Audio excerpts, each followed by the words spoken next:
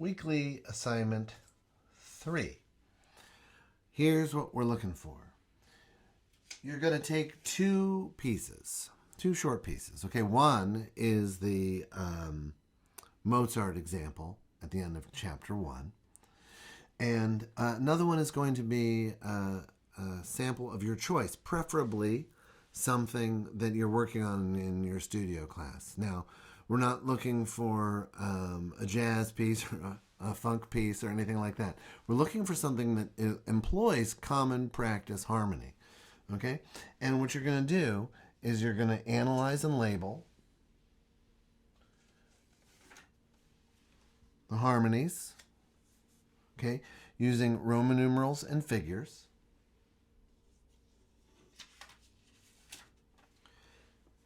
You're going to label and analyze the kinds of progressions, which are the three things we've been looking at: prolongation, sequential, and cadential.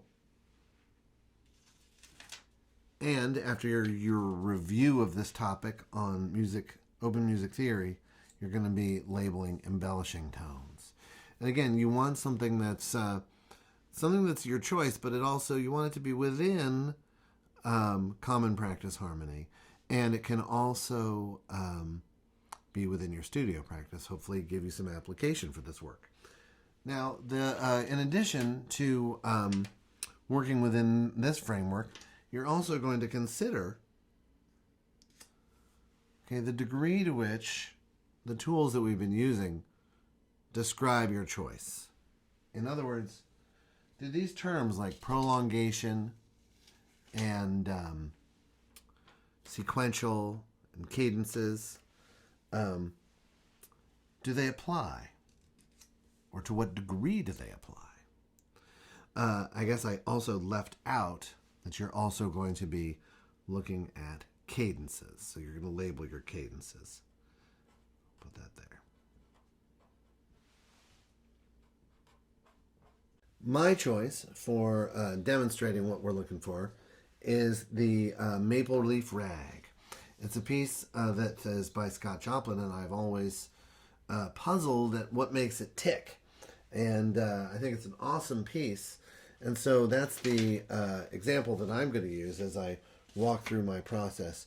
And hopefully in doing this, you'll learn a thing or two about what we're looking for and how to do this. So my first step is to play it. And again, I like to play it. And it makes me happy. I've played it for a long time. I actually realized that there's one little bit that I didn't really quite learn correctly right here. And so I'm going to play it for you now, and hopefully I'll play that part correctly.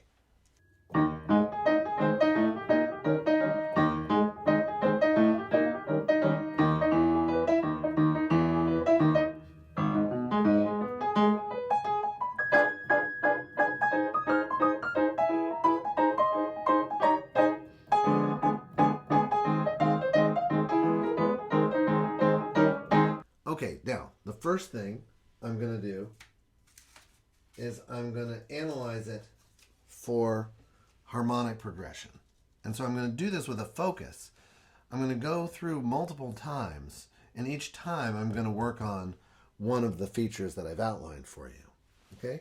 So the first thing is harmonic progression. Noticing first that there's this E flat here, a little 5 chord, even though it's totally incomplete. Okay? And there's an A flat chord, which is the 1 chord. And I notice as I go along that this bass note doesn't persist, and it yields to this note there, giving us a 1-6-4, which you remember from Theory 3 as being a arpeggiated 6-4. You might not remember that, and that's okay, because, and we'll talk a little bit more about this, but a lot of this analysis is dividing the world into smaller and smaller, more identifiable parts. And as you start to work within your own choice style, you'll probably give things their own names. In any event, I've got this 164 and then this lower chromatic passing tone, or this lower chromatic neighbor, which I'm just going to leave there for now. And I'll come back to that in a second. And then we've got a 5 chord. It's in first inversion, or second inversion. Again, it's an arpeggiated 6/4, yielding here to the 5/7. Well, I think that's kind of interesting. Here we have a root position chord going to the second inversion, and now we have a second inversion 5 chord going to the root position 5/7 chord. Again, just collecting data. Collecting data by labeling. Okay, now that's the first little bit. Now I often think about the chord names like that, the root and quality. So I put those up there to keep my short-term memory free to observe these different things. Okay, because if I'm just collecting all these notes, then I start to lose myself. Now, let's look for just a second at this guy. I might think, well, it looks like just a lower chromatic neighbor to that bass note. But on closer inspection, I notice that this collection of notes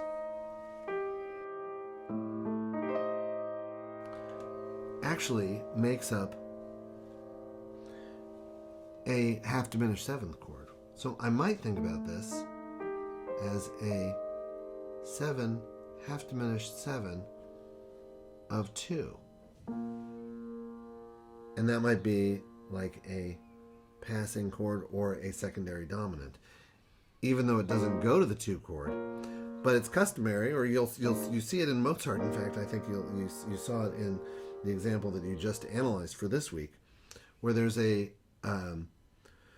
secondary dominant that goes to a second inversion chord, a second inversion dominant chord, even though it's not the secondary dominant of the thing that it ends up going to.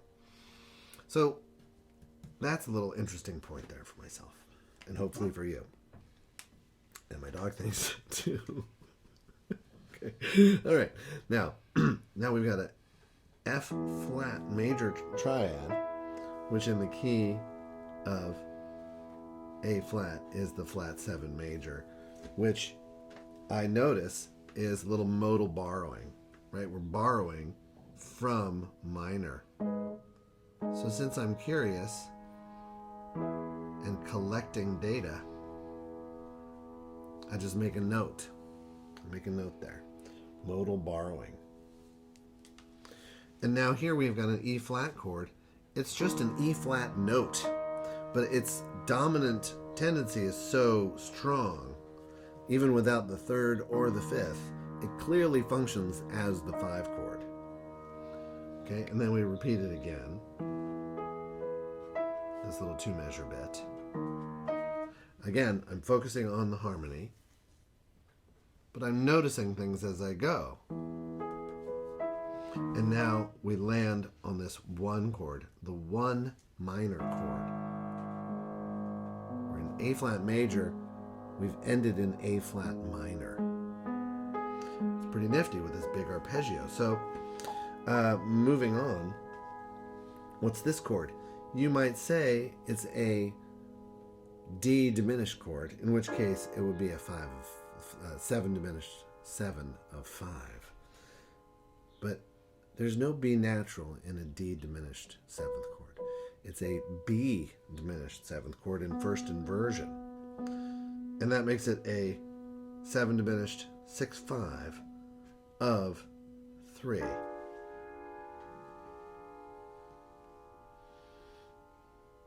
Resolving to a 1/6/4. Now, second inversion triads are not the strongest things in the world. So I see this, and now I know that over here we have a cadential 6/4. Okay, and again with this F flat triad. which is again the flat 6. Oops, over here.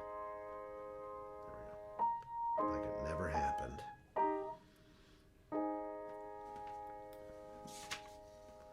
And this whole second part, oops, sorry, B diminished 7, A flat. I always kind of like to think if I'm writing out a jazz chart, right?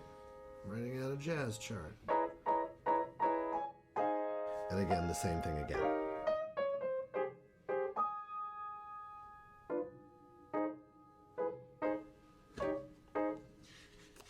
Okay, now, so that's, I've completed this. I've completed this. Now, where are my cadences? Where are my cadences? And since I have a colorful array of pens here, I'm going to look for my cadences. I'm going to do my cadences in purple. Because you only live once. All right, now here we've established, or I believe, that this whole area is prolonging the tonic. Right? Because really, I'm in the 1 chord, I go to the 5 chord, and then I come right back, and then I go to the 5 chord. Now I go somewhere new, and I kind of feel like this flat 6 chord, like a German 6 chord, right? It's built on the flat 6, is functioning as a predominant or subdominant chord. So I believe that the cadential progression begins here and it ends here. Okay.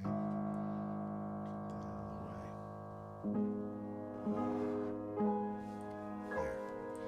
And that's a perfect authentic cadence.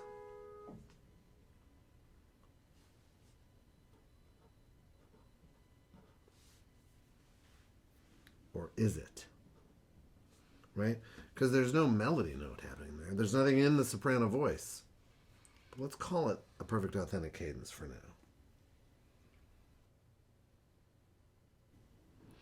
And now here,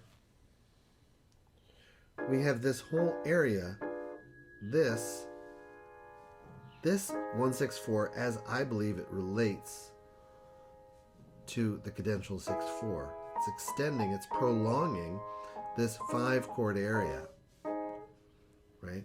This is secondarily moving to this 5 chord area. So I'm going to say that this cadential movement with this secondary chord as being a predominant chord, this whole area is cadential. And this is most definitely a perfect authentic cadence. So again, I've worked with the focus. So I've got my harmonies, my Roman numerals, my figures, and my cadences. I considered and looked for the different kinds of progression. I indicated them with these parentheses here. Right? This parentheses demonstrates that this is a subordinate chord to these, or to that. Okay? And that, I don't really see any other prolongation. And then I use this bracket here to demonstrate that it's a cadence, or that this is a cadential progression, as is this. I kind of got tired of how hard it was to see the purple. Okay? And I don't really have any sequential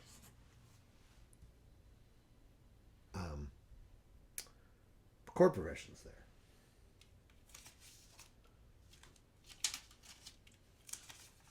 Lastly, I'm going to look at embellishing tones. I'm going to look for embellishing tones.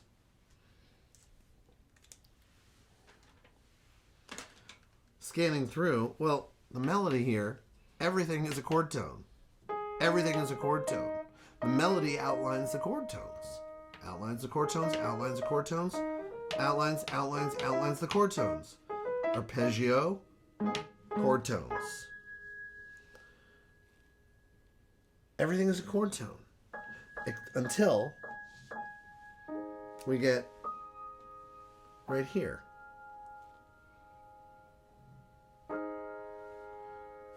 I might call this an anticipation, but it's also a common tone between the B diminished seventh chord and the A flat.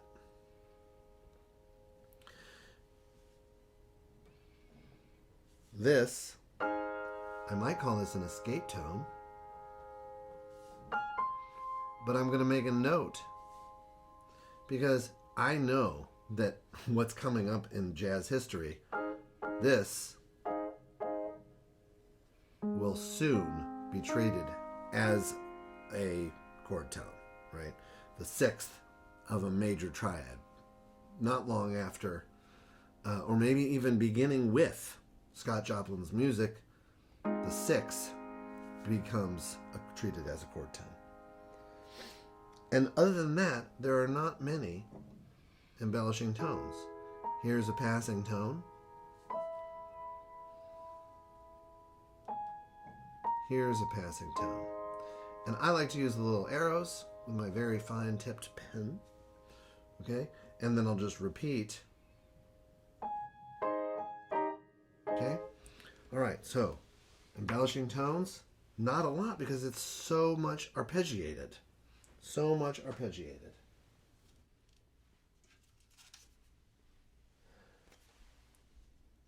So now I consider the degree to which these tools describe my choice. Okay? Well, it's certainly not Mozart or Beethoven. But there's definitely something going on here where we have a tonic area moving to a cadence. And then the cadence, the whole energy is not totally resolved because this perfect authentic cadence isn't really that perfect. Maybe it's just an authentic cadence. Maybe it's an imperfect authentic cadence. That would probably be a more appropriate term. Okay? And then we definitely have this motion, this extended five chord, or this extended dominant area, landing again on now a real perfect authentic cadence. So one thing that definitely applies is this idea of a phrase that lands, but not strongly. And then a phrase that lands strongly, and then the repeat of that phrase. Have fun.